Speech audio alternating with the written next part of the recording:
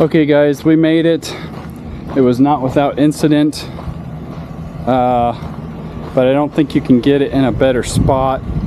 It's parallel to the carport on both sides.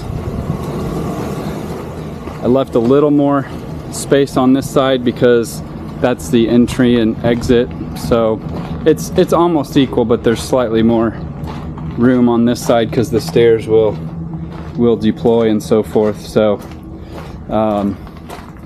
the incident was I nicked this little support piece right here. It did not do any structural damage. It didn't do any. I'll be able to bend that thing back into place, no big deal. And it busted the taillight lens. To match the other side, when I brought this thing onto the property in the first place, we hit that side with a piece of branch somewhere. So we got matching damage because I'm an amateur at this. This slide would not go in. There's a problem with one side of the motors. One of the motors, there's two motors, one on each side, and one side will not go in. It says there's a short. So I had to do this with the slide out, which complicated things and resulted in me not being able to see that corner, and I just barely clipped it by like an inch or two. So anyway, I'll call that a success, but not without mishap and so forth. But I'm glad it's in here. This has been a very stressful day.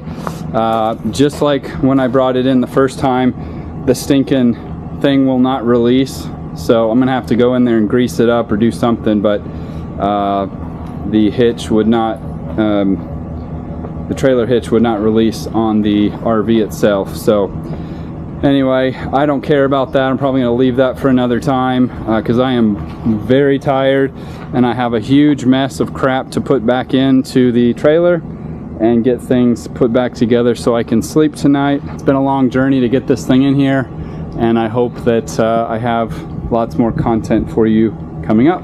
Good morning on the homestead. Sorry for my throat. I think I'm getting sick, but hopefully you can hear me okay. I wanted to do a quick video.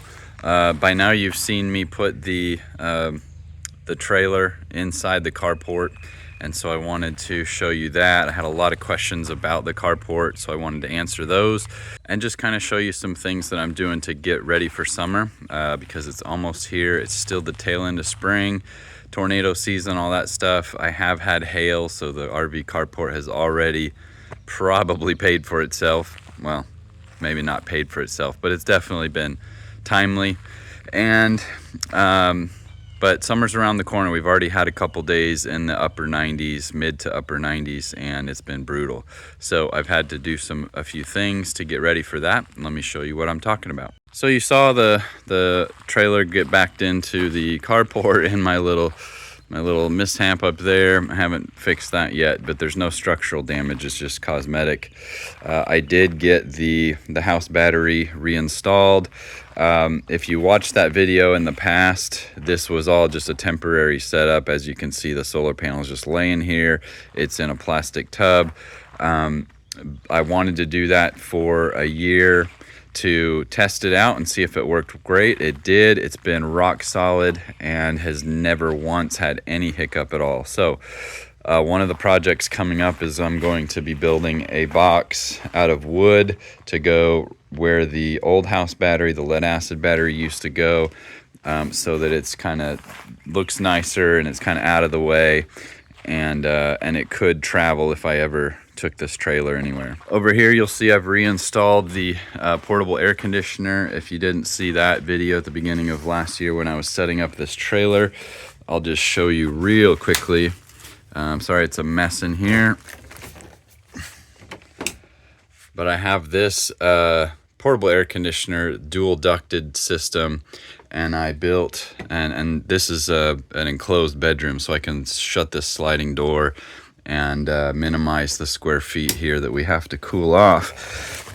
So what that means is I can run this guy which is not the most efficient in the world, but it's certainly a lot less power hungry than that big Dometic unit on top, which you won't be able to see. But that one cools the whole trailer with a ducted system. This one can just cool that bedroom down. So at night, this saves me a ton of energy.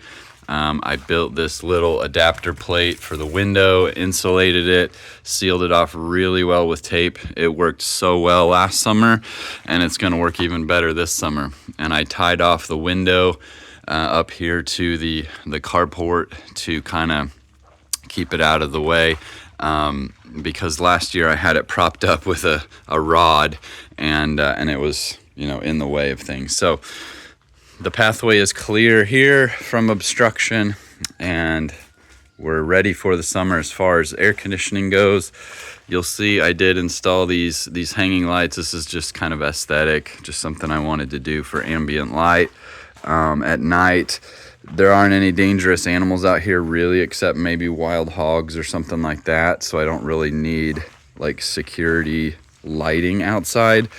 But I have run into a skunk a couple times that I believe lives on my property, and I don't want to get sprayed, and it's just nice to have some light at night when I have to get out and go over to the generator or whatever I need to do. So I have the 2 of these little string light things set up, so that's kind of cool. On the power side of things, you'll notice that I have flattened the angle of the solar panels for summer, so the sun is much higher overhead in the summer, and flattening out the angle gives you a better direct path to the sun for the solar panels. So it seems like maybe a small thing, but it's actually kind of a big thing, especially for summer when I need every kilowatt hour. These are still laying here. I do need to put these on some sort of piece of plywood or something that I can angle properly and keep them from blowing over in the wind. And then on the generator side of things, guys, just the reality is, unless you've got a massive solar panel system and very, very, very minimal needs, in other words, not electric heating, not electric cooling of any kind, you are going to have to use a generator. That's just reality. I'm sorry that you have seen other influencers and people say otherwise. But if you have any need for air conditioning, and you don't have like a 5,000 watt solar panel system for your trailer, you're going to need this. So what I did that's different from last year is I've got out the small generator. This is an 1800 watt wind generator, and then this is the bigger one that's capable of outputting the 30 amp service. So I've got the 30 amp from the generator connected to the solar panel, or not the solar panel system, but the battery and the electronics, so that the Magnum inverter charger can charge up the 6 kilowatt battery Evo battery. And that will, like on a cloudy day like today, the solar's never going to get it done, so you've got to use the generator to charge up the battery, and then that comes out from a 30 amp output over to the RV. But I also have these other extension cords. One of these goes to the refrigerator freezer, and I use that's the only thing that runs on the property when I'm not here, when I have custody of my kids and I'm not at the property. That's the only thing that runs, and so that prevents anything else from drawing power, and it's worked really, really well. Another cord goes over to the portable air conditioner, so I can run that at night without running any of the other stuff. I can actually switch off the 30 amp service if I want, but I don't. But that way, what that does, and I can also disconnect this from the battery and connect it to the small inverter. So by having it separated, I could theoretically run the Dometic air conditioner and the portable air conditioner without exceeding the 30 amp input that would normally be the limiting factor. And then also, if I have to run the microwave or anything else in there, I'm not tripping breakers and having issues. So by separating this out this year, hopefully I can not do so many gymnastics of trying to juggle my loads and all that kind of stuff. But the last thing I wanted to talk about, because of all the questions, was just about the carport. How much did it cost? How big is it? And so forth. So it is 18 feet wide by 10 feet tall by 40 feet deep. And then in the middle, in the peak, obviously it's much taller. It's like 12.5 feet. So this size, you can pretty much get any travel trailer in, and probably most fifth wheels, no problem on the height. If you put it in dead center, like you saw, if you get off kilter there, you might nip one of these little support beams. But if you put it dead center, you'll have no problems. And the reason why I did 18 feet wide is because hail and rain and sun can come in at an angle and still hit the trailer. So by having this siding piece here and having the trailer dead in the middle, that eliminates any possibility of that. And then same with the length. The trailer's only 31.5 feet long, but that gives me some margin on the front where the sun does kind of hit a little tiny bit in the morning, but then by the time it starts getting really hot, there's no direct sun.